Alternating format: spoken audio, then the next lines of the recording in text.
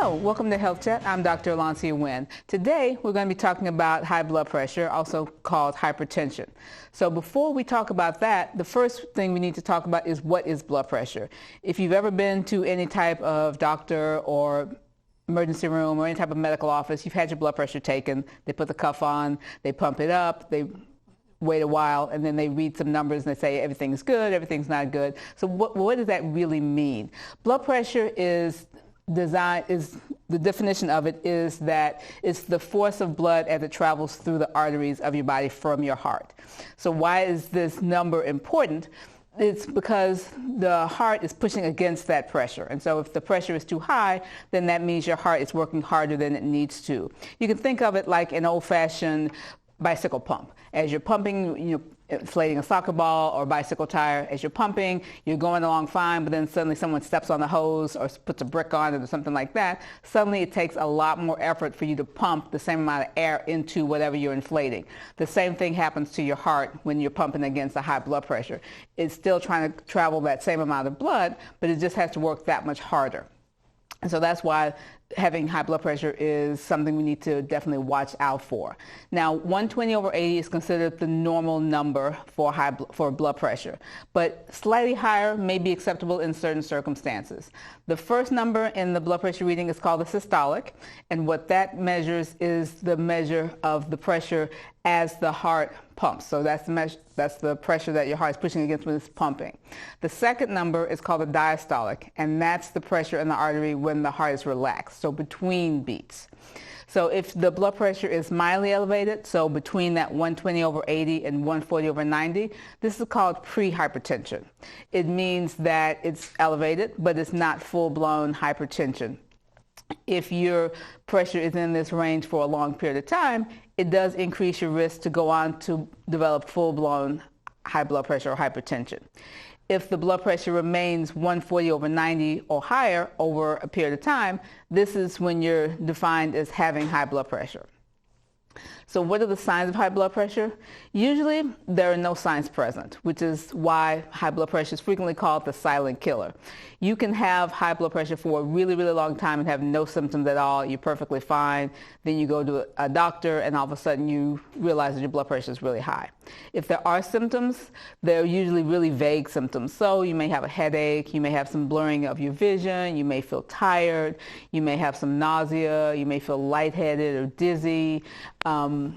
But as I said, in most cases, you don't have any symptoms at all. So what causes high blood pressure? In most cases, we don't really know. There's no way that we can't find a cause. This is called primary hypertension.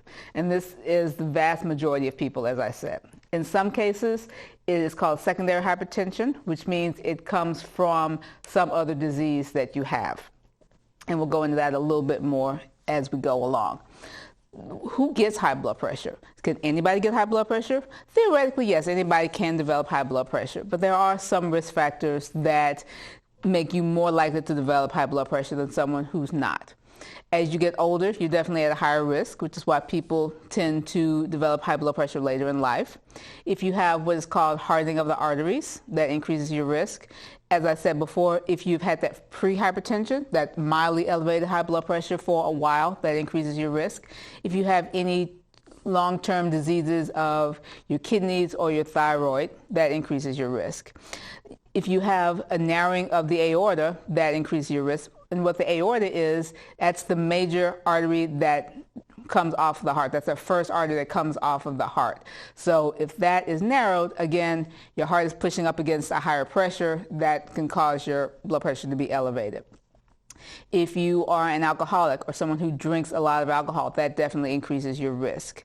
If you have hormone problems of the adrenal glands or the pituitary gland, that increases your risk. What is the adrenal gland? The adrenal gland is a gland that sits over the kidney, just above the kidney, and it pumps out some of the hormones that your body uses to regulate things like high blood pressure. So if it's not working, those hormone levels are off, that causes the high blood pressure. The pituitary gland is what we call the master gland. That's in the middle of your brain, and it produces hormones that produce a lot of effects in a lot of different organ systems in your body. And again, if that gland is not working, those hormone levels are off, high blood pressure. Being overweight is a major a risk factor for developing high blood pressure, as is being a smoker. The longer you smoke, the more you smoke, the higher your risk for developing high blood pressure. If you are someone who's under a high level of stress, that can make your blood pressure go up. And I'm not talking about mild stress, big project at work or a meeting or you're giving a speech and you're nervous. I'm talking about chronic day in, day out stress over a long period of time. And again, the longer you're under stress, the more your blood pressure goes up. Because your blood pressure can go up even acutely if you're just under a little bit of stress for a short amount of time. Sometimes people, if they get anxious about going to the doctor or giving a big speech or something like that, their blood pressure will go up in that instance. And then once that stress is gone, the blood pressure comes back down to normal. People who are sedentary, who don't get a lot of exercise, have a higher risk for developing high blood pressure as well. People who eat a lot of salt definitely have increased risk as well. Some people are especially sensitive to the sodium in salt, so they are even more likely to develop high blood pressure if they eat a lot of salt. In general, the American diet has too much salt in it anyway, so most people take in too much salt, so that is a higher risk for a lot of people in the United States. There are also genetic factors that increase your risk for developing high blood pressure. High blood pressure is more prevalent in the African American population for reasons we don't understand yet. Anyone who has a family history of high blood pressure has an increased risk as well. There are certain medications that you take and that increase your risk as well. Oral contraceptive pills, birth control pills, is a very, very common risk for high blood pressure. Any type of decongestants, any type of diet pills. And if you take steroids for inflammation or anything like that, that can increase your risk as well. And the longer you're on these medications, the higher the risk goes for taking them. Obviously, if you have a cold and you take a decongestant for a couple of days, that does not mean that you're going to develop high blood pressure. But if you are someone who has allergies and you take decongestants a lot, then that increases your risk over time. So how does one prevent high blood pressure? Can you prevent high blood pressure? Well, you can definitely work on those risk factors. There's nothing that's going to be 100% that if you do these 5 things or these 3 things, you will not get high blood pressure. But anything you do to decrease those risk factors will definitely decrease your risk for developing high blood pressure. Number 1, maintain a normal weight. If you are someone who does not exercise on a regular basis, start exercising. Both the activity itself will decrease your blood pressure, and if you're overweight and you start exercising, you'll lose weight, and that will decrease your risk for developing high blood pressure. You should eat a healthy diet, especially watch the amount of salt in your diet. Lots of fruits, lots of vegetables, less meat intake. And you don't want to smoke. If you already are a smoker, you want to quit or definitely cut back, because the longer, as I said before, the longer you smoke, the higher your risk for developing high blood pressure. And if you have been a smoker for a long period of time and you stop smoking, once you stop smoking, your risk starts going down. And if you already have high blood pressure when you stop smoking, your blood pressure tends to get better as well. And also, as I mentioned before, a high intake of alcohol increases your risk for hypertension, so you want to limit the intake of that as well, if not cut it out altogether. If you are someone who has a family history of high blood pressure, you want to see a doctor regularly, get your physicals, get your blood pressure checked on a regular basis, so that if you are starting to develop high blood pressure, it's caught early. And that leads me into, how do you diagnose high blood pressure? Anytime you go see any type of medical professional, be it your family doctor, be it an emergency room, an urgent care, sometimes even go and see your dermatologist, any type of medical care, chances are they will check your blood pressure when you come in. And that's the number 1 way to monitor your blood pressure. I'm not suggesting or saying that if you don't have high blood pressure, you should go out and get a blood pressure cuff and start checking your blood pressure on a regular basis. But if you are found to have a high blood pressure at your doctor and they suggest that you start checking it, then that's definitely a way to keep an eye on it. Also, if you have been told that you have that slightly high, that prehypertension, it's not a bad idea to get a blood pressure cuff and start checking it on a regular basis to keep an eye on it. So if it starts getting higher, then you go see your doctor. If you are found to have a high blood pressure by your doctor, you might need to start medicine right away, or the physician may want to recheck it. It depends on how high it is. If it's just slightly high, or if they have a reason to think that something else may have caused it, they may just want you to recheck it. If you say, oh, well, I'm really stressed out at work, or I had 3 cups of coffee before I came in, or I ran up 5 flights of stairs before I came in to see you, they may say, okay, well, let's just recheck it. Let's keep an eye on it. Let's have you check it at your local pharmacy. Let's have you get a blood pressure cuff and start checking it at home. If it's really elevated, however, the doctor may just say, okay, we're just going to go ahead and put you on medications right now. And if you are found to have high blood pressure, they may want to do some other tests to determine if there's anything else going on. They may want to do some blood tests, they may want to do a urine test, and that's also to check to see if you have one of those secondary causes of hypertension, or to see if you've had high blood pressure for a really long time, to check for complications. Do you have other organs that are involved? Is there something else going on that they need to be aware of above and beyond just getting your blood pressure under control? Obviously, as you are diagnosed, your physician will sit down with you and discuss the specific treatment that is best for you. So that may include, as we talked about, weight loss, stopping smoking if you're a smoker, working on stress reduction, and medication if indicated. One thing they may talk to you about as far as stress reduction are things like meditation, biofeedback, exercise to work on stress reduction as well, because you want to do all of these other things, not just medication. Because medication is great and it definitely brings your blood pressure down, but you want to do all the other things around the medication that makes the medication work better and makes it easier to get your blood pressure under control. Once you are put on medication, the number one thing you want to think about is to not stop your medication without talking to your physician about it.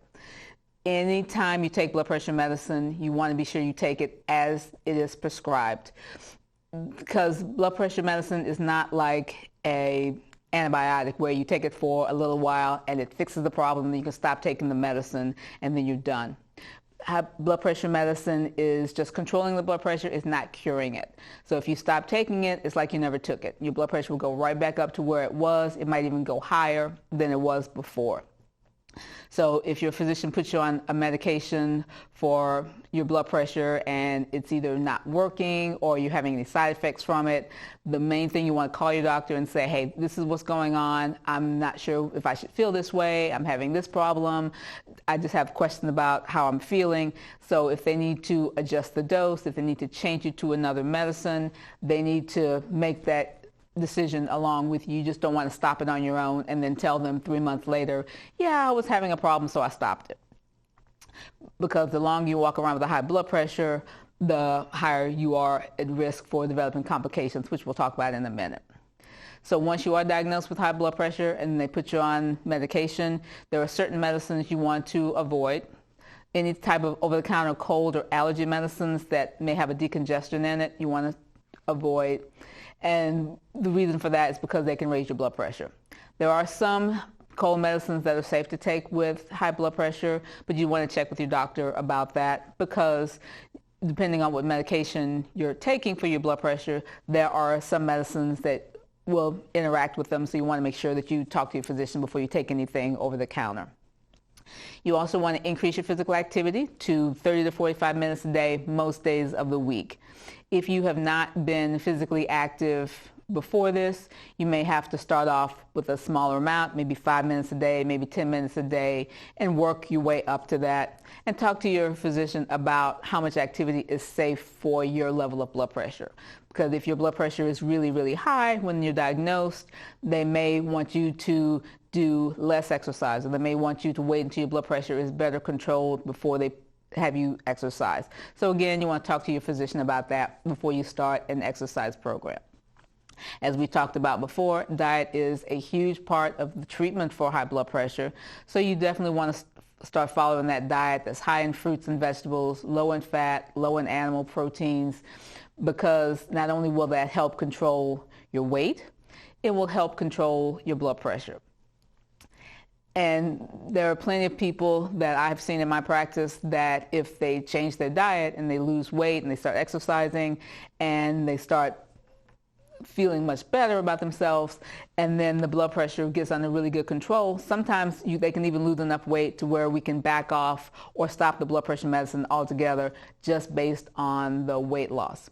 But again, even if you're losing weight, you don't want to stop those blood pressure medicines unless you talk to your physician and your physician says, hey, Mrs. Jones, you have lost all this weight. This is great. Your blood pressure is excellent. Your blood pressure is actually even on the low side.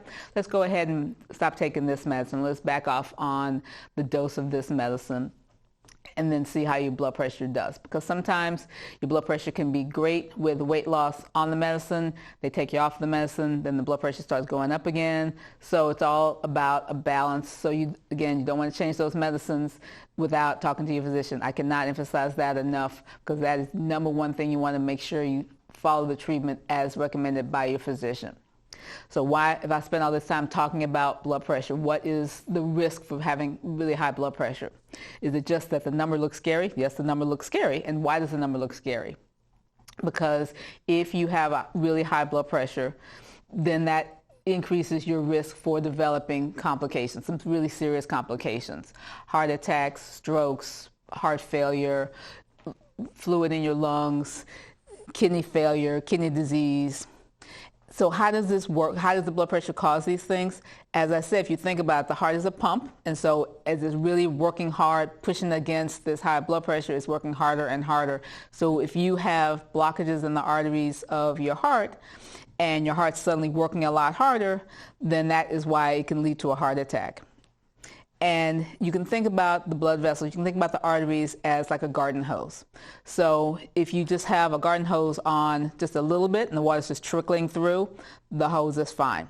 But if you really turn the hose up, turn that pressure up to where that water is really pouring through that hose, if there are any teeny tiny little cracks in that hose, say it's an old hose and it's been starting to dry rot, you may start seeing little cracks, you may start seeing little leaks, you may start seeing those little cracks getting bigger and bigger, and that's what the arteries can do the same thing, and that's what leads to a stroke. So that blood can start leaking out into your brain, and that's what causes a stroke. And then with the lungs, the same thing, the arteries can start to leak, and that's what causes that fluid to build up in the lungs. Fluid in your lungs, then there's less room for air, it causes trouble breathing. And so those are the complications you really want to watch out for when you have uncontrolled high blood pressure. But if you take your medicine appropriately, you work on your diet, you exercise, you stop smoking, the prognosis for having high blood pressure is excellent. There's no reason that you can't live a normal, healthy life long term without any complications as long as your blood pressure is well controlled. So, and as I said, medicines is the number one thing, but all the other things matter as well. And the other thing you want to make sure of is one thing I forgot to mention is that it can affect your eyes as well, because the same thing that those arteries can start to leak in your brain, they can start to leak in your eyes, and they can actually even cause vision loss and blindness if your blood pressure stays too high too long. So if you have high blood pressure, another thing you want to make sure you do is you want to see your eye doctor regularly and get a good dilated eye exam where they look in the back of your eyes to make sure that the blood vessels in your eyes are not starting to be affected by the blood pressure. So I hope this helps you understand what high blood pressure is and helps you understand why it's so important, because a lot of people, you hear the term so often, you hear those numbers so often, people don't really understand, well, what's the big deal? So it's a little high, who cares? My mother had high blood pressure and she was fine, or my aunt had high blood pressure and she was fine. So I hope this helps you understand what the seriousness of high blood pressure is and what it can cause, what are the complications. Because as I mentioned at the very beginning of the program, sometimes you can have really, really high blood pressure and have absolutely no symptoms. And the first symptom you have is when you are in the emergency room having a heart attack or having a stroke. And then that's when they check your blood pressure and they discover that it's really high. So even if you feel normal and healthy and you feel like everything is great and you don't feel the need to go see a doctor, you still need to see a doctor. You still need to have that annual physical, at least get your blood pressure checked Make sure that everything is okay. If they find that it's a little high, follow your physician's advice as far as how often you need to get that checked, whether you need to check it yourself, whether you need to just come back more often than once a year to have your physician check it, or if everything is good, because you definitely want to keep an eye on it and make sure that everything is staying as well as it should be. So if you have any questions about anything about as far as your blood pressure, you definitely want to talk to your physician about it, even if you think you understand everything that's going on, because blood pressure is a huge topic and I've just barely scratched the surface of it. I just wanted to give you an idea of the basics of high blood pressure, why it's such an important topic, why it's such a big deal, why everyone's always talking about it. But this is definitely not everything you could ever want to know about high blood pressure. If you have any questions about anything we've talked about today, talk to your physician about it.